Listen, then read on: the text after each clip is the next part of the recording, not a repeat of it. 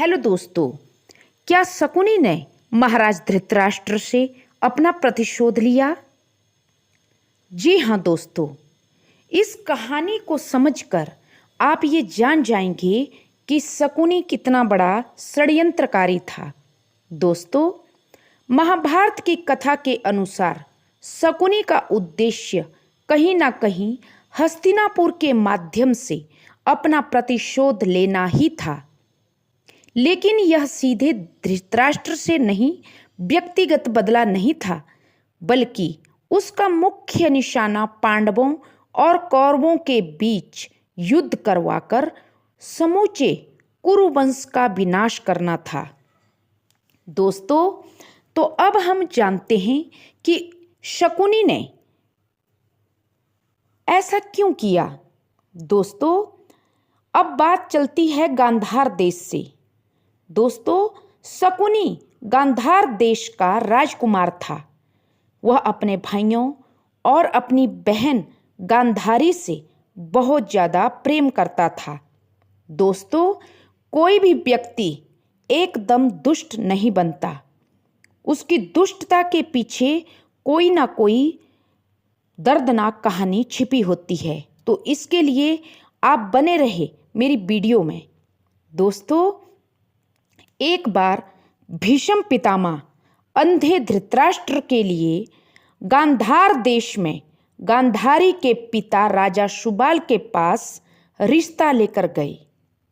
दोस्तों, गांधारी बहुत बड़ी शिव भक्त थी और देखने में भी बहुत सुंदर थी। गांधारी से समूचा गांधार प्रदेश बहुत प्रेम करता था। दोस्तों, भीष्म पितामह कहते हैं कि या तो राजा शुबाल अपनी पुत्री का विवाह हमारे पुत्र धृतराष्ट्र से करवाओ जो कि अंधा है, या तो फिर हमसे युद्ध करो। अब दोस्तों, गांधारी का जो पिता था महाराज शुबाल, वो इतना शक्तिशाली नहीं था। ना तो गांधार देश एक छोटा सा राज्य था। उस समय हस्तिनापुर भीष्म के होते हुए बहुत ज़्यादा शक्तिशाली राज्य था। दोस्तों, राजा शुबाल भीष्म पितामह के आगे और हस्तिनापुर के आगे कमज़ोर पड़ गए। राजा शुबाल ने अपनी पुत्री का विवाह ना चाहते हुए भी धृतराष्ट्र से कर दिया और यहीं से अब गांधारी ने गांधार देश से जाते ही अपनी आंखों पर आजीवन पट्टी बांध दी। उसने कहा कि अगर मेरे स्वामी इस दुनिया को नहीं देख सकते तो मुझे भी ये दुनिया देखने का कोई हक नहीं है। दोस्तों, इससे शकुनी को बहुत बड़ा दुख हुआ कि इतनी सुंदर बहन आंखें होते हुए भी अंधी बन गई। अब विवाह उपरांत जो धृतराष्ट्र था वो थोड़ा सनकी किस्म का और धृतराष्ट्र बहुत ज़्यादा क्रोधी था। जब उसे पता चला कि राजा शुबाल ने गांधारी का विवाह एक बकरे के साथ पहले किया था, क्योंकि गांधारी पूरी तरह मांगलिक थी। दोस्तों, इसलिए गांधारी के पिता ने अपनी पुत्री का पहला विवाह एक बकरे के साथ किया था कि ताकि गांधारी के पति को कुछ हो ना जाए। इसका पता जब विवाह के उपरांत जो सनकी किस्म का धृतराष्ट्र था उसको पता चला, तो उसने राजा शुबाल और उसके सभी 99 पुत्रों को कैद कर दिया। दोस्तों, धृतराष्ट्र ने उनको खाने को कुछ नहीं दिया। प्रतिदिन एक एक मुट्ठी चावल उनको खाने को दिया जाता था। राजा शुबाल और उसके सभी पुत्र कमजोर पड़ने लगे, मृत्यु की तरफ अग्रसर होने लगे। तो दोस्तों, जो राजा शुबाल थे उसने एक दिन अपने 100 पुत्रों की सभी की परीक्षा ली। उसमें शकुनी सबसे चालाक, चतुर और राजनीतिज्ञ कूटनीतिज्ञ था।